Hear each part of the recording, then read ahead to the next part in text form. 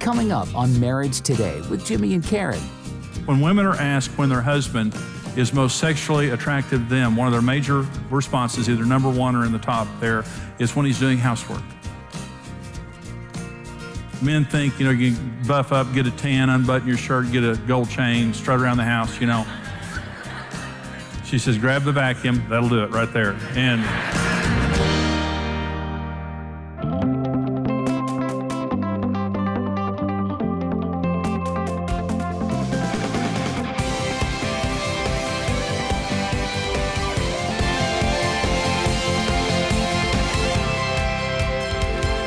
I want to begin by talking about 3 truths that we need to understand about sex. These are just 3 things that just kind of create a foundation for sexual understanding. And the first is so important, and that's this: God created sex for pleasure and lifelong enjoyment in marriage. And the main thing I want to say is God created sex. And He created sex enjoyable because He's a great God and He's a fun God. And when He watches us have sex, because He does watch you have sex. Turn the lights out. He can see anyway. Put your flannel nightgown on. He can see anyway. So, and we have this, because when you say that, God's watching you have sex, like, oh, don't watch, But God is not, watching us having sex saying, oh, you people are enjoying that way too much. Oh, I didn't have that in mind. Hey, cut that out. Cut that out. What? I wanted you to do that 3 or 4 times for children. That's what some people believe. And see, the devil exploits that, because what the devil says is God's a big fuddy-duddy, and if you want to have sex or you want to have enjoyment sexually, you have to come to my side, the dark side, to enjoy it. Well, let me tell you something. God wants you to enjoy sex in marriage and to have that enjoyment for the rest of your married life. It's very, very important. So don't get it in your head that God's against pleasure in sex and marriage. God's for it. He's the one who created it. The second thing that you have to believe is that God put the parameters He did on sex for our protection. In other words, the Bible, there are some things the Bible says that we shouldn't do sexually. Adultery, fornication, fantasy lust. The Bible just simply says that it's wrong. Well, in my car, I've got an owner's manual. And in that owner's manual, they tell me a lot of things not to do. They tell me things to do and things not to do, but they say, don't drive it like this, don't do this, don't do this, don't do this. I've never taken the owner's manual of my car and read it saying, what do they know? They're just trying to keep me from having fun, and change the oil. What do they know? And the people who wrote the instruction manual for my car know they want me to enjoy it, so I'll be a customer again and come purchase another one of their cars. And they created it. They know how it works. God created wide parameters sexually. There are many, many ways that we can have sex in marriage and enjoy sex in marriage. But God created a fence. And when He says don't do something, He's trying to love us and protect us. He's not being a legalist, He's being a protective daddy. But the yard is a big yard. It's not a tiny little yard that you have missionary position sex 3 or 4 times and get it over with and you're grossing God out. It's a big yard where God says, go play in the trees and the bushes and jump on the trampoline and swim in the river and the lake, and just don't go over that fence over there. And so you're saying, what can we do in sex and marriage? A bunch. You can do a whole lot. And so what I'm saying is get your Batman uniform out and have a big time. And I said it.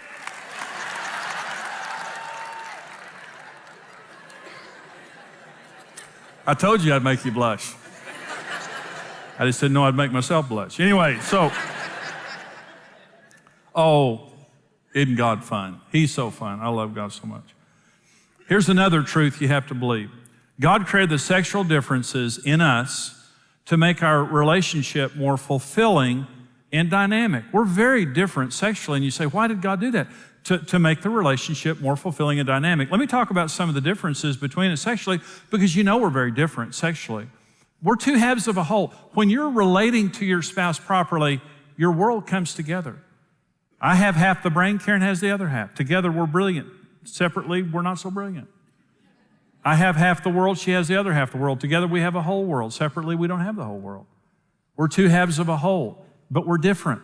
The old saying, if you're both the same, one of you is unnecessary. We're different. We fit together. Men, sex stimulates our emotions. With women, emotions stimulate sex. We're the exact opposite. A woman becomes more sexual as her husband becomes more romantic and emotional.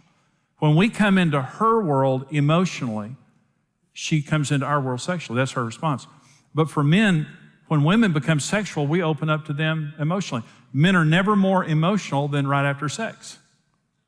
Sometimes because it's been so long. But I shouldn't have said that.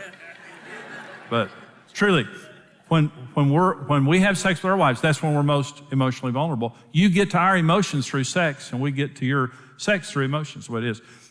Isn't it interesting the way that God made us so different? And you say, well, why would God do something like that? Well, first of all, God rewards character. In God's world, people of character have the greatest sex. It's interesting that when women are asked when their husband is most sexually attractive to them, one of their major responses, either number one or in the top there, is when he's doing housework. Men think, you can buff up, get a tan, unbutton your shirt, get a gold chain, strut around the house, She says, grab the vacuum, that'll do it right there. And listen, God wired women where they become aroused when they see a sacrificial man. Remember, women are not as visual as men. God rewards character. And men are aroused by a woman who is their friend who gives them honor and respect. Nothing is more attractive to a man than a woman who is honoring us and praising us and coming into our world.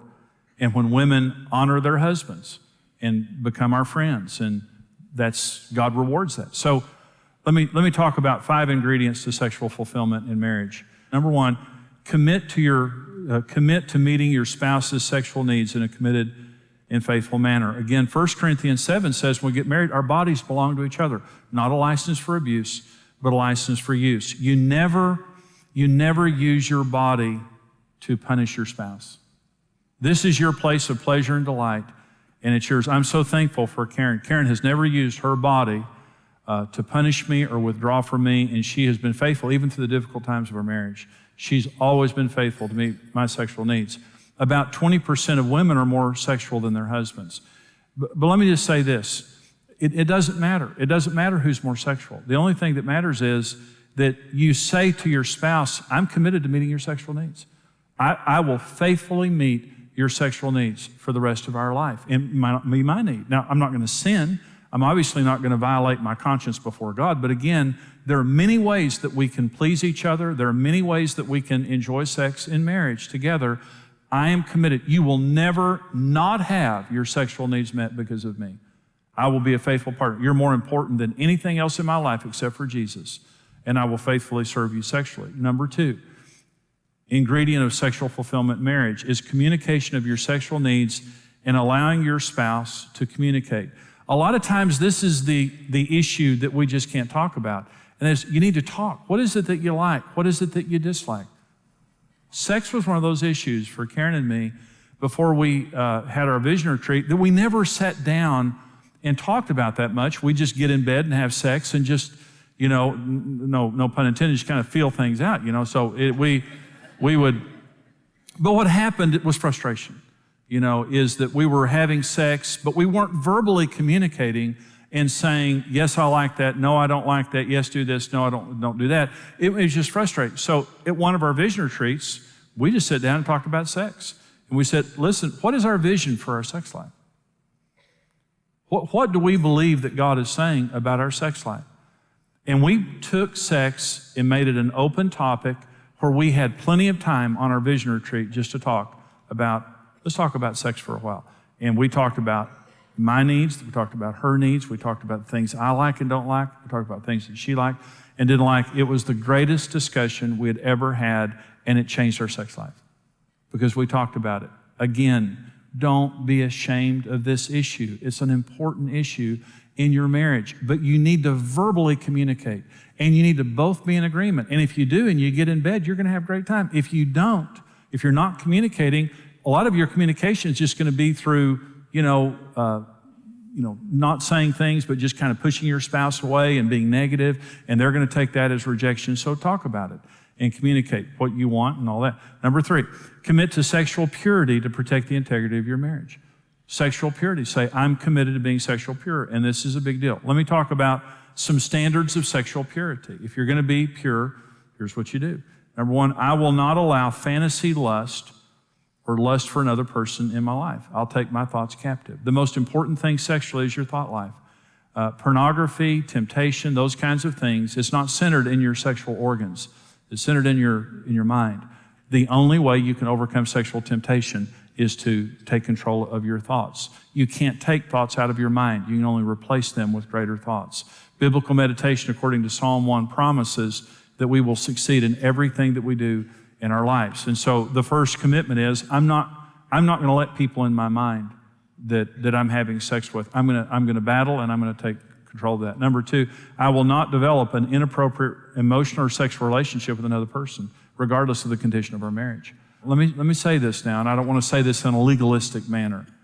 I think it's a great idea for couples to have a Facebook account, that you sit down together, and that on the internet that you're very accountable, and that what you're doing is done in the presence and with the knowledge of your spouse. And maybe your spouse always can't be present, but I believe this was in England, and this was in the newspaper in England. We ran it in one of our Marriage Day letters. There was a couple cheating with each other on the internet. And they were in different places in their home online cheating with each other. And they didn't know it. But finally, they arranged a get-together. And they showed up at the same place at the same time, and they divorced. When they found, you've been cheating online? We so have you. They divorced. But you know what was happening? They were on there saying, to each other, things that they weren't saying to each other physically. They fell in love with each other on the internet when they were falling out of love with each other physically. Kind of an interesting dynamic there. You can have the password to every computer or phone I've got. Nothing I'm doing is hidden from you. And let me just say something. If you don't have the password to everything your spouse is doing, there's something wrong with your relationship. I'm not hiding one thing from you. Number 3, I will turn the unmet needs in my life to God and trust Him for the answers. I'm not turning to sin. If we've got problems, I'm going to do the right thing, and I'm going to turn to God. You can't blame your spouse for your sexual sins. Even if your needs are unmet, sin is a choice that we make. We can be pure. We can turn to God. Karen, in our sex life over the years, Karen prays about that. She takes her sexual issues, and I do too. My relationship with God is I talk to God about it. He's my very best friend, and He's my safest place in the world. I talk to Him about everything. Everything. There's not a thought in my mind. I'll be praying and I'll have a bad thought and I'll say, Lord, you know that thought that just came into my mind. And I talk to Him about it. Bring it all before the Lord. He knows. His throne is the throne of grace. He cares. He's not grossed out by it. And He'll help you to deal with those issues. But if you don't take it to God, it's going to go somewhere else. Number 4, I'll be honest and accountable about my temptations, and especially those that could compromise my marriage. Maybe that you're struggling with pornography or something like that, is that you need to get help. You need to become accountable. In a book called Intimate Issues, it was written by 2 Christian ladies that we've had on our television program, Christian women, 90% of Christian women say that they've been attracted to someone other than their husband. 90% of Christian women, I've been attracted to somebody other than my husband. Well, let me just say, we all have been. I have been, Karen has been, we all have been attracted to someone other than our spouse. That's not the issue. The issue is, what are we going to do about it? Especially when our marriage isn't as good as it should be. Especially when we're going through problems. I'm going to be accountable. I'm not going to find a group of people that will tell me what I want to hear. And I'm not going to go off into darkness and do something wrong with it. I'm going to be accountable. and sexually pure. And number 5, I'm not going to be close friends with people who are violating the covenant of their marriage. I'm not going to have friends. Sometimes you'll go to the office, or you'll be with a group of friends and they're committing adultery, they're going to strip bars, men and women going to strip bars. They're doing things like that. I'm not going to have friends like that. My friends aren't perfect, but my friends are committed to the Lord. And my friends don't do that kind of stuff. Or at least they're not practicing those kind of things and giving approval to it. So those are the things that are going to make the difference in your sex life of whether you're pure or not, because we know adultery and sexual sin and pornography and things like that, it devastates a lot of marriage relationships. Number 4, foundation of sexual pleasure in marriage. Create an atmosphere of sexual pleasure. Create an atmosphere. Work hard at making your marriage pleasurable sexually. Romance outside the bedroom. Especially important for women, that you romance your wife, that you meet her emotional needs, that you pursue her. Have a date night every week. Every week have a date night where you romance your wife and you take care of her emotional needs. Plan sexual encounters on a regular basis when you have the most time. You plan sex, and especially when our kids were young, Karen and I planned, we'd say, our code word was being together. Are we going to be together Tuesday night? And being together means we're going to have sex. And so we'd say, Tuesday night, we're going to have sex. She said, okay. That meant we're going to prepare for this. We're going to make sure that we're not too tired. We're going to make sure that we have the time. We're going to make sure the kids are taken care of. And by the way, we had his night, her nights, and my nights. And we would say, is this your night or is this my night? What does that mean? Because my nights are different than her nights. Some time we had our nights, but a lot of times. And so if it was her night, I knew what to expect. Okay, and I came in prepared that I'm going to focus tonight on meeting her needs in her way. We're going to have sex, but it's going to be different than when I have sex my way. And so that's what we did. And we were creative and energetic. You can think about it as long as you want to, but I'm just saying.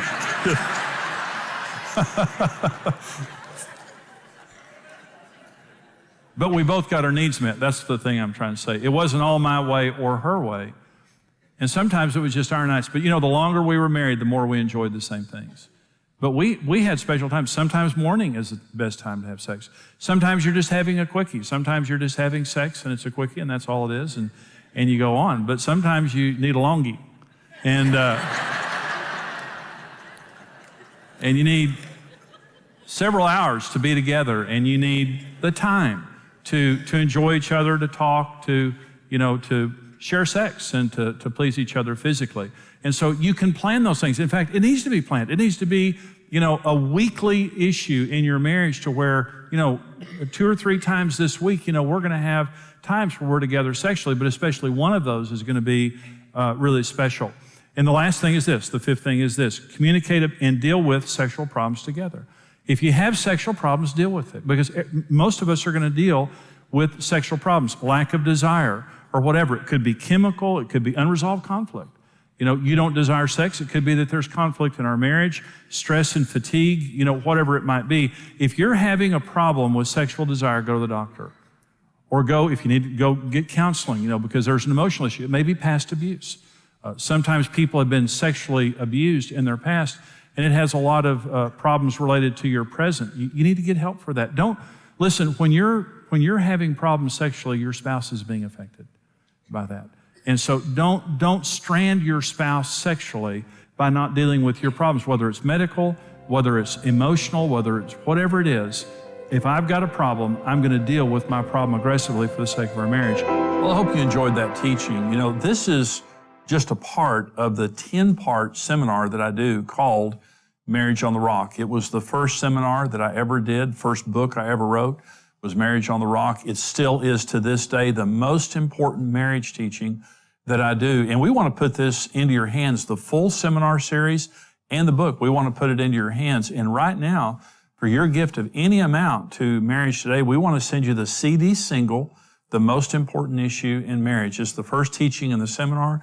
It's the first chapter in the book. And it is the most important issue in marriage. It will change your life. It will change your marriage. For your gift of $50 or more, we want to send you the full series on CD, the full 10-part Marriage on the Rock series, plus we'll send you the book. For your gift of $110 or more to Marriage Today, we're going to send you the Marriage on the Rock book, the 10-part DVD series, plus our special romance book called Happy, Happy Love. You know, we want to put these into your hands to change your marriage and to help you solve any problems if you're experiencing any problems in your relationship, even if you're single or divorced, to give you hope, to prepare you for a marriage. But also to understand we're a mission and we're a ministry that goes all over the world. When you're helping marriage today, when you give to us, not only are you blessing your own marriage, you're helping us to reach couples all over the world and keep little children together with their parents. Go online right now, pick up your telephone, and order these important resources. Marriage on the Rock, the best-selling book and series, is the essential resource to having the marriage of your dreams. Through this power-packed series, marriage expert Jimmy Evans will show you how to deal with real-life challenges and offer easy-to-understand solutions that will transform your relationship. Jimmy will address all the major issues a couple will encounter, like communication, finances, sex, kids, his and her needs, blended families, and much more. For your gift of any amount, you'll receive the CD single, The Most Important Issue in Marriage. For your gift of $50 or more, we'll send you the Marriage on the Rock book and CD series. For your gift of $110 or more, you'll receive the book and DVD series, plus the Passion Reigniting Happy, Happy Love book. Discover God's design for your dream marriage. Whether you've been married for years or just preparing for the journey, experience Marriage on the Rock today.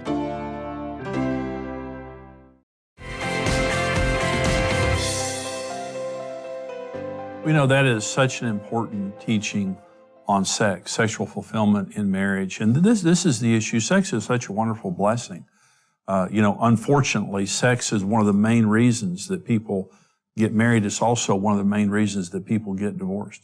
The beautiful gift of sex, that's such a beautiful thing in our marriages, if we're not careful in how we deal with this issue, it can become something that really becomes painful. And some of you are experiencing that pain right now. And I want to say this, first of all, God is bigger than all of our problems. So anytime that we're facing problems sexually or otherwise, God loves us. He's a part of our lives. He's a forgiving God. If we've made mistakes, thank God that God is so merciful and gracious, and He does not want to condemn us. He wants to forgive us. But, pleasure within marriage comes as we come to God in God's design for marriage and sex, and we honor that design. That's where pleasure comes from. That's where lasting pleasure comes from. Pain comes when we go outside of the boundaries that God has created for sex, and we begin to do things that God says we shouldn't do. And let me say, what the devil wants you to believe is God's a fuddy-duddy that doesn't want you to have fun. And the devil wants you to believe that so he can, destroy your relationship and destroy your life. But what God wants to do with you and for you and your marriage is to fulfill you. In the context of marriage, you and your spouse, in a blessed, secure, pure relationship where you can share each other's bodies, where you can be adventurous and explore within the confines that God has created. And those are big confines. God has given us many ways that we can have sex within marriage and to pleasure each other, which just bonds our relationship even more. It creates so much goodwill and harmony. It is a very, very important part of marriage, and it's the only unique feature of marriage. Sex is sacred between a husband and a wife in marriage, and I hope that this program today has really been an encouragement to you, because this is a big deal. This is a very important area that we need to take very seriously and pray. Invite God into your sex life and pray that God would bless you and that God would help you to fulfill each other in this very important area. We come to you because of financial support of partners that help us to take this ministry all over the world. And I'm asking you, Karen and we're asking you to consider becoming a financial partner with us. Our financial partners are called Rock Solid Partners. And when you help us as partners of this ministry, you get special resources and special blessings that other people don't get, because we want to thank you for being our partner. Literally, our partners are the backbone of this ministry that help us do everything that we do. And I'm asking you, would you consider becoming a monthly partner with Marriage Today? You get a special teaching from me every month, the first and best of all of my marriage teachings. And all of my teachings come, first of all, to our Rock Solid Partners. And when you become a partner, you're literally helping to take our ministry, our television program, our events, our resources all over the world to help us help couples to succeed in marriage and to help little children to stay together with their parents. Literally, that's what you're doing, is to helping families stay together, because when a marriage stays together, that means a family stays together. Would you please consider becoming a partner with Karen and me, and here's how you can do it.